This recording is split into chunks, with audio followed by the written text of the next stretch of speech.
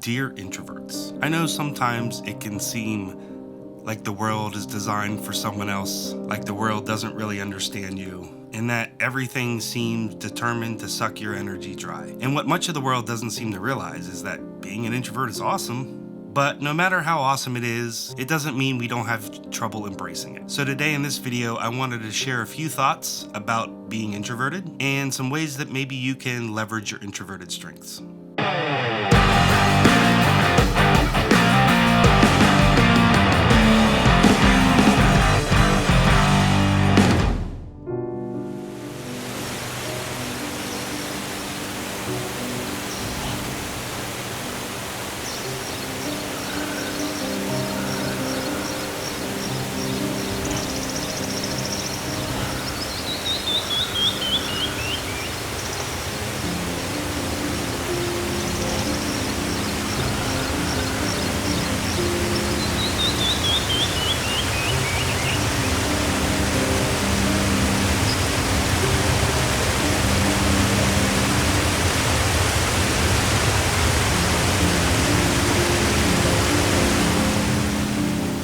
For most of my life, I thought there was something kind of broken in me.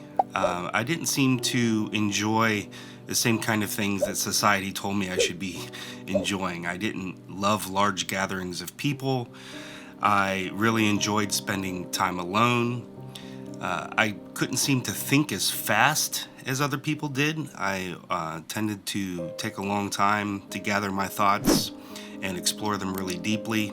People called me antisocial. People told me I was too quiet. Just in general, there always seemed to be this outside pressure to be different than I was. Now, this stuck with me until about my early 30s. Right around 31, 32, something started to shift in me. I think some of that's natural when you get to that age as your personality kind of really starts to lock in. I think the other thing that happened for me was I started to put a lot of effort into understanding myself. And I think this is something that's really undervalued by a lot of people. But one could argue you can't really know how you're going to show up in the world without understanding yourself first and the value you can bring to the world. And in particular, one thing that really changed for me is I really started to embrace the fact that I was an introvert. And a lot of people, when I tell them I'm an introvert, seem genuinely shocked. But I promise you, I am deeply introverted.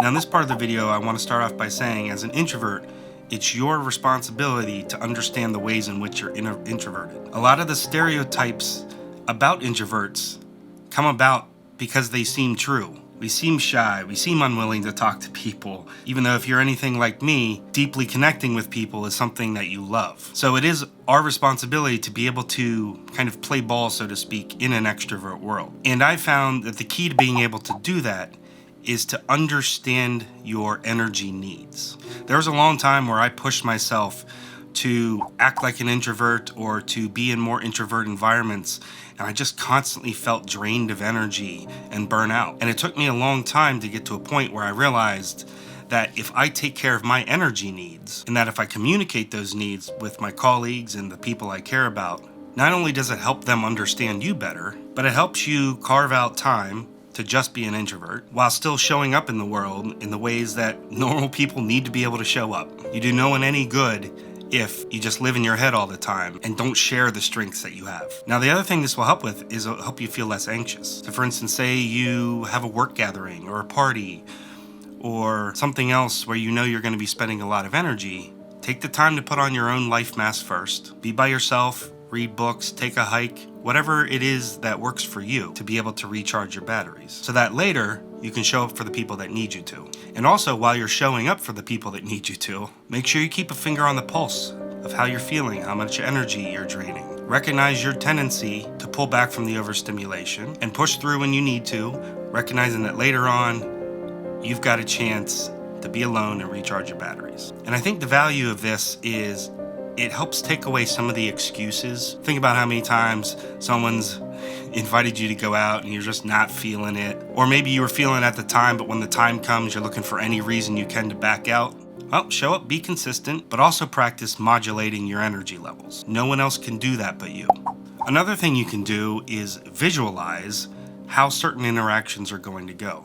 This is probably something you're naturally very good at, although maybe you don't consciously recognize that you do it. But this will also help you prepare so that it's less surprising to you in the moment. Whether that be a speech or some kind of project you're going to present or a social gathering, while you're taking some time to yourself, visualize how that thing is going to go when it happens in real life. Now, no one can tell the future, obviously, but you'll probably find if you think through it, you're naturally drawn to guessing how certain scenarios would play out based on patterns. Now, obviously for a new situation, this is less helpful, but in situations where you find yourself typically stressed or anxious or your energy being drained, there's probably some patterns there that if you think about, you can recognize and prepare for next time. All right, and this one might seem obvious based on what I'm talking about in this video, but there's nothing wrong with you. If you find yourself getting in this cycle of beating yourself up for not meeting someone else's expectations or being different in a situation than you thought someone expected you to be,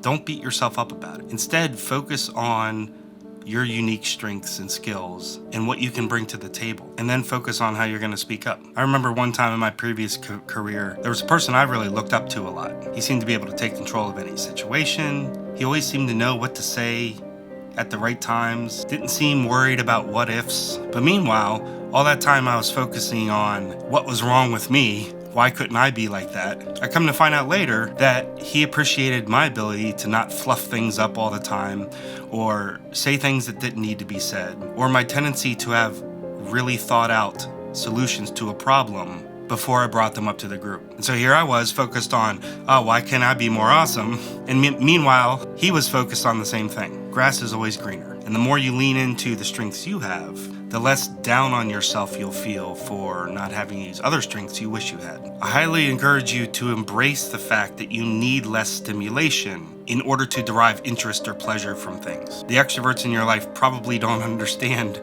why you can spend hours or sometimes days by yourself and not be bored, even though you know that there's an entire world for you to explore. It's not obvious to outside people, but this is one of the great sources of your strengths. And it also tends to have a calming effect on those around you because you're less prone to high ups and downs and you're a little bit more even keel. You can have a real centering effect on the people around you. And in fact, a lot of times you can really be the glue that holds people together in times where collaboration is necessary. Your tendency for wanting to dive deep likely makes people trust you a lot more and trust you with their secrets. And this is a superpower all unto itself, provided that you honor those secrets. Obviously, if people tell you their secrets and then you go blab them to everyone else, no one's going to tell you anymore. But my point is, you prefer closer relationships, deeper relationships with fewer people. And just by leaning into that, you're naturally going to attract that, because the people that need a friend like that in their corner are going to look to you to provide that for them. All right, and the last thing I want to mention here is you have to let people know about your passions. Now, I don't know about you, but for me,